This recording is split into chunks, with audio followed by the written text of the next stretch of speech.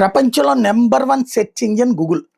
ఆ గూగుల్ వాళ్ళకి సంబంధించినటువంటి ఏఐ డేటా సెంటర్ విశాఖపట్నంలో ఇప్పుడు పెడుతున్నారు.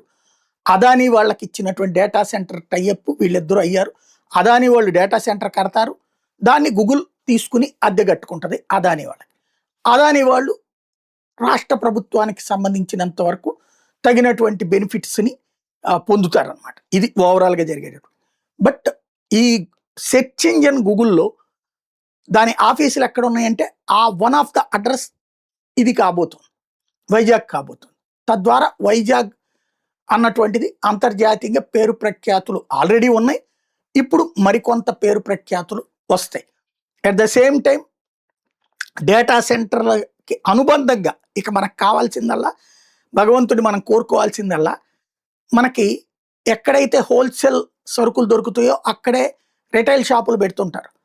అట్లాగే డేటా సెంటర్ ఇక్కడే ఉంది కాబట్టి ప్రపంచవ్యాప్త సాఫ్ట్వేర్ కంపెనీలు ప్రపంచవ్యాప్తంగా ఆర్థిక సంక్షోభాలు ఎదురవుతున్నటువంటి వేళ వైజాగ్కి రావాలని మనస్ఫూర్తిగా కోరుకోవాలి.